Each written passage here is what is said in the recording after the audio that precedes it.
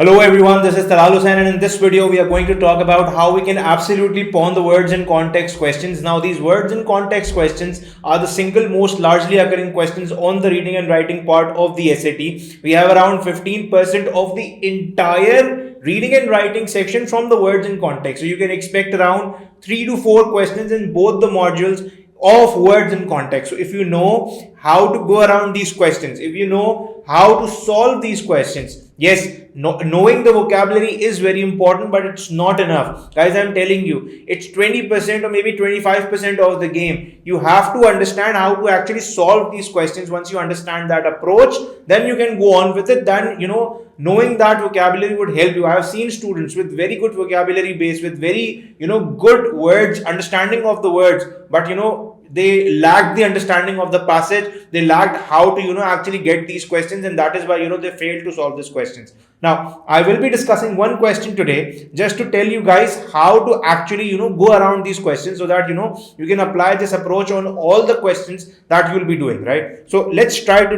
move on and go on with this question. So it says, researchers have struggled to pinpoint specific causes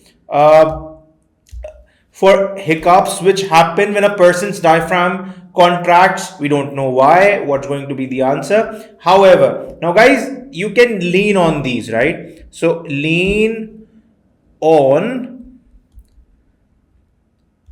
the conjunctions. Now these conjunctions are very important because they'll give you an idea of where this sentence is going. So if this is however, we know that the second sentence has to be the opposite, and it will give us some idea of what's going on. So how the diaphragm contracts, we don't know that right now, but the next sentence says, neuroscientist Kimberly Whitehead has found that these uncontrollable contractions. So what are we saying? We are talking about some uncontrollable contractions. So something that we can control is voluntary, and something that we cannot control is involuntary. Now how can we be so sure that this is about the blank that we just mentioned, right? It is because of these. Now this,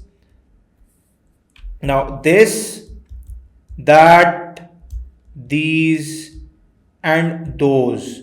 These are 4 pointers that normally deal, or they normally talk about what is written before them, right? So if you find any one of these 4 written in your passage, chances are that it is referring to something that is written before it. So yes, it is referring to the blank. So we have to find a word. So before going to the options, you have to work out what type of word you need in the blank. Now the single most common error or single most common mistake that the students normally make is that they just read the passage, get an idea of what is there in the passage, and without getting an idea of what type of word should come in the blank, they move on to the options. Now what is the problem with that? The problem with that is that when they move on to the options, they get confused, right? They do not understand what should be the answer because they don't have an idea of what should come in the blank at first, right? So obviously you cannot come up with the exact word that should come in the answer or that should come in the blank, but you should at least know what should be there in the blank. You should at least have an idea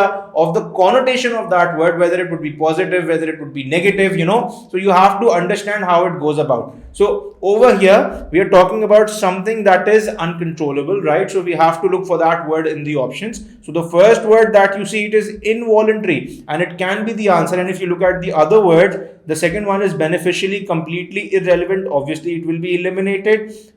Strenuously, strenuous is something, when you exert some, you are determined or something like that. So when you work with, work hard or something like that, so obviously that cannot be the answer over here as well. And smoothly cannot be the answer over here as well. So you are left with only one option, and that one option is involuntary. This can only be the answer over here. So guys, I'll repeat. First you have to read the passage, then you have to see or look for the information. That is, there will always be some information that will give you an idea of what should come in the blank. You have to look for that information. With the help of that information, you have to come up with a word that can be a possible answer for the blank, and then you have to, put that into it. You have to find the best option that is in line with it. So you have to make a comparison. You should have a word in your mind that you know should come in the blank, and then you should go to the options, and in the options you have to find that word that is closest to the word that you thought, right? Without thinking or without processing what should come in the blank, if you go to the option, chances are you'll falter on it, right? So the best way to go about the words in context question is to first figure out what should come in the blank, then go on to the options and